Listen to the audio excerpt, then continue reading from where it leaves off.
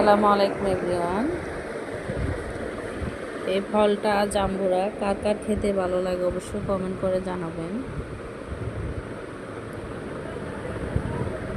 মরিচ দিয়ে খেতে অনেক ভালো লাগে। তাছাড়া এখন যেহেতু গরম পড়তেছে, গরমের মধ্যে কিন্তু জাম্বুরা আপনাদের স্কিনের জন্য, মুখের রুচির জন্য, অনেক কিছুর জন্য অনেক উপকার, সেটা ডাক্তারিভাবে বলা আছে। মুখের রুচি কিন্তু বাড়ে জাম্বুরা খেলে। ভালো লাগলে অবশ্যই লাইক কমেন্ট করবেন।